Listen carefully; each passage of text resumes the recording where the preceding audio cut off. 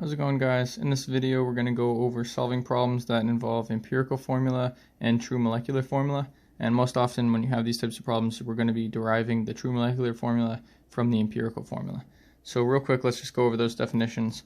Empirical formula is just a formula giving the proportions of elements present in a compound but not the actual numbers or arrangement of atoms, and when that says not actual, that just refers to how they would exist in nature. This is the simplest, it's kind of the simplified formula, you could call it almost. Now for true molecular formula, that is the actual molecular formula that a substance has in nature or an experiment. This is how it will exist. So for example, if it's diatomic, there will be two of them. That's just kind of one example, but many molecules, you'll take your empirical formula and multiply it in order to find your true molecular formula. So from there, we can kind of start solving some problems. I'll go through the first one, which is probably going to be the most stereotypical type of problem that we're going to see. We'll take something in the body, vitamin C, and we'll say it contains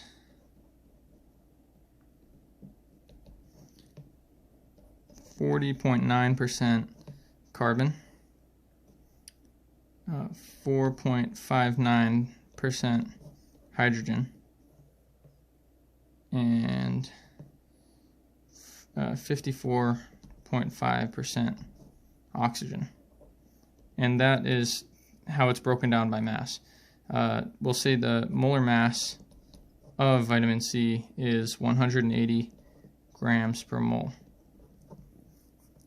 Okay, cool. So we got some numbers to work from. How we're going to start this off. Basically, to find our empirical formula, we want to find the ratio that these elements exist in, like I said, in the simplest form.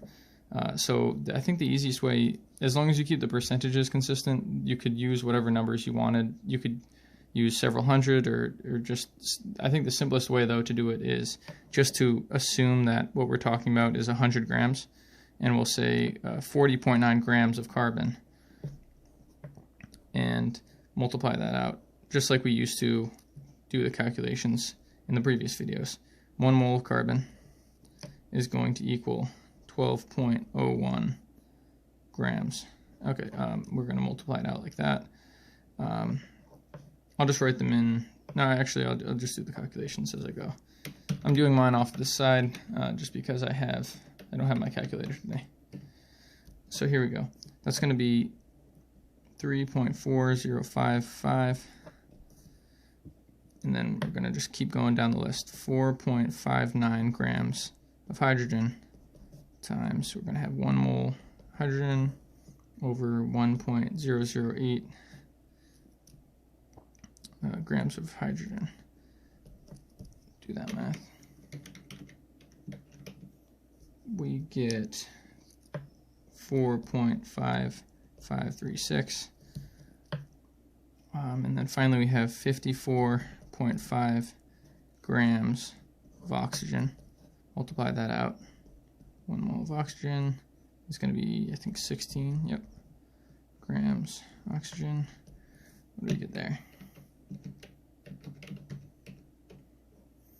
We get 3.4062, looks like. So check out these numbers. First thing you probably notice is the 3.40, 3.40. These two numbers are very close. What we're going to do for our next step is to take whatever is the smallest of these, in this case it's going to be the 3.4055, and divide each of them by that. So I'll just put it here to save space. 3.4055, 3.4055 divided by 3.4055. I used 4 decimal places because, I thought that would be the most accurate, but in this case here, it's not going to be, we don't need to multiply this one to know that it's going to be very close to 1. So I'll just put it here. And this one as well is going to be 1 exactly. Now for this one, I will multiply that out, divide it out, rather. 4.536 divided by. Okay. So for this one, we get 1.337. Now looking at these numbers, if say we had 1 and this was a whole number 2 and this is 1, then right there we know we have 1 carbon, 2 hydrogens, and 1 oxygen.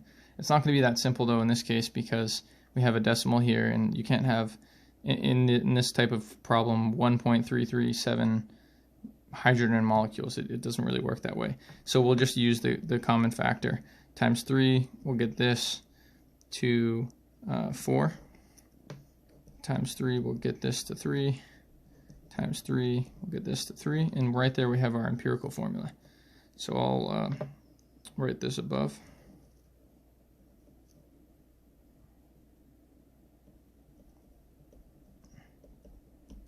So our empirical, we're just going to take the elements in the order and write the numbers that we found.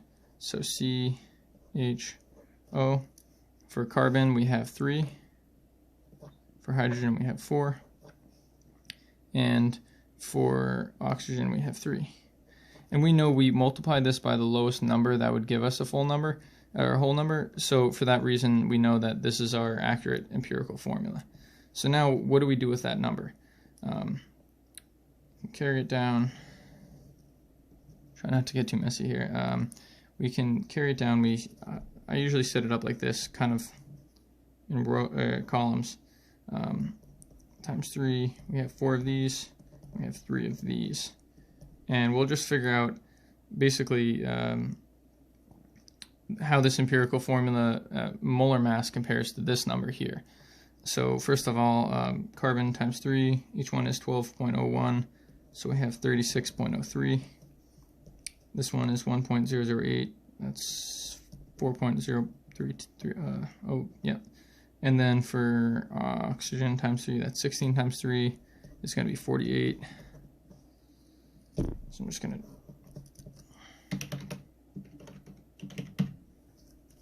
Okay, so what do we get here? We get 88.062. So what is the significance of that number? We've basically calculated the molar mass of the empirical formula. And we know that the molar mass of the actual vitamin C, of the true molecular vitamin C, is going to be 180. So now we compare these numbers. First off, right off the bat, you can see 88 is pretty close to 90. 90 times 2 is 180. So let's just kind of do this out the way that I was taught. We'll put the true molecular molar mass on top, divide that by 88.062, see what we get. 180 divided by 88.062. Okay, we're going to get 2.0440. And now we can pull that down, round it to about 2. There are some approximations, but this isn't an exact science. We're not. It doesn't always translate directly into reality. Basically, we found that the empirical formula's molar mass is about half, pretty close actually, to half of what our molar mass of the true molecular formula is. So what we can do then is just take what we found for our empirical, C3H4O3, and just multiply all of this by what we found the difference needs to be, 2. So what do we got? Just multiply each of these. So 3 times 2 is going to be 6. 4 times 2 is 8. And oxygen has 3. 3 times 2 is 6. So right here, this should be the true molecular formula for vitamin C. And now we found both the empirical and the true molecular. That's kind of a really common way that's done. And these types of problems aren't always that complicated, but I think that if you can understand it with all these decimal places and not make any mistakes, you're probably on the right track. So now I'll go through a couple of other kind of types of problems that you might see might be a little bit simpler. So say you have the empirical formula. Say they give that and they're just asking for the true molecular formula. Let's see, find the true molecular formula, and we'll say that the compound has NO2. That is the empirical.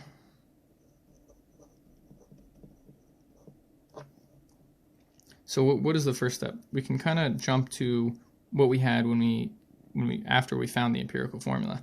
I just write them down like that, like a column.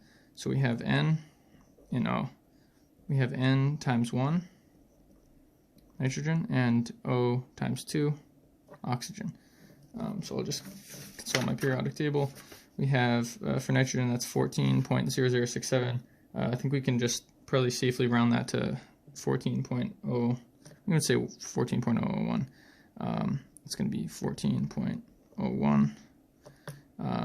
And then oxygen is 16. 16 and 16 is 32. So we're going to have 32. Now we're going to find the molar mass here. That's 646.01. This is our molar mass of our empirical formula. We found that in our first step. Now let's compare that to, let's see. So we'd find it by, in this problem we did the molecular molar mass over the empirical molar mass. In this case, our empirical formula is NO2, and we know that NO2 we're going to have, we'll say that if for example in this case our actual molar mass of the compound is said to be, let's say 92.1 grams per mole. Now we can take that, throw that here, and then we apply our 46.01 grams per mole of our empirical. We're just moving this down. I'll kind of put a line there. We can just do that division like we did in the last one. You shouldn't even, it's really close. You shouldn't have to actually necessarily do it. We're going to round here just to 2. And that's going to be our magic number, just like it was in the previous problem. Take NO2, which is our empirical formula, and we're just going to multiply that by 2. And what do we get? N2O4. So that's the molecule that they're looking for. That is the true molecular formula. So that one's not too bad. And then here is one other type of problem that is a possibility. It's probably a little bit more rare. This one is quite specific, so styrene is a compound in styrofoam. Oops. Not sure how to spell styrofoam. Okay, styrene is in styrofoam, and it has, like the first problem, we're going to give the ratios 92.3% carbon and 7.70% hydrogen. So there's only 2 elements here, and we're going to say it has a true molar mass of 104 grams per mole. What is the true molecular formula? It's not too different, but we can kind of set it up like this. How we did the first one, we'll assume that it's in a 100-gram sample, just like we did, 92.3 grams. Then we'll just put that over 1 mole, and this is carbon, so it's going to be 12.01 grams.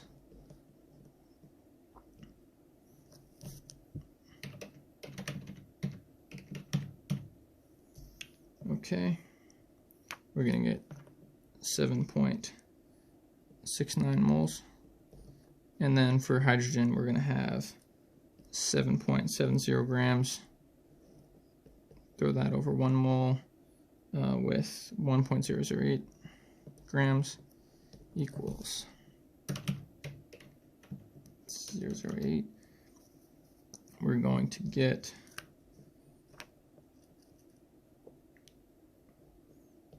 7.64 moles. So right there you can kind of see that there's a potential dilemma. It's not really a dilemma, but we're going to divide each by the lowest.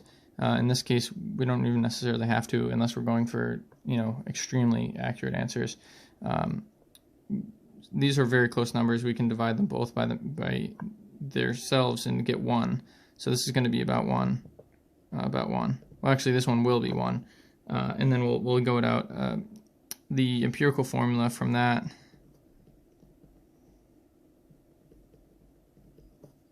is just a simple CH. That's it. So now we can just pull it down like we did in the previous ones. List out the elements. We have carbon times 1, hydrogen times 1. This is going to equal 12.01. And this is going to equal 1.008. Now, we'll total that up. We get, what is that, 13.018. And we can just round that if you want to 13.012. Just for, or I mean, sorry, 02. 13.02. And that will be our molar mass of our empirical formula. Now we're going to apply this formula just like we did in the last one, molecular molar mass over empirical molar mass. But we don't, so here's how it's going to play out. We have the 104 grams per mole from above over our 13.02 grams per mole right here. And I'll just do that out. 0.4 divided by 13.02. All right, cool. So this one we got basically 8. So we're just going to multiply our empirical formula by 8. That's going to be our magic number. So CH times 8 equals C8H8. So this is going to be our true molecular formula for styrene. And as you can see, there's quite a large difference between the empirical and the actual true molecular formula here. But in terms of actual like chemistry in the real world, obviously a CH is not going to always achieve the same thing that they've designed the C8H8 to do. So it kind of, once you start learning into the more complex portions of chemistry, I think you'll find the different ways that they act in the, you know, like melting point and boiling point, all of that being different for different substances and why they're designed for those reasons. But yep, that's pretty much an overview of these types of problems. Again, I'll just throw these definitions on there again, and yeah, I hope this helped someone.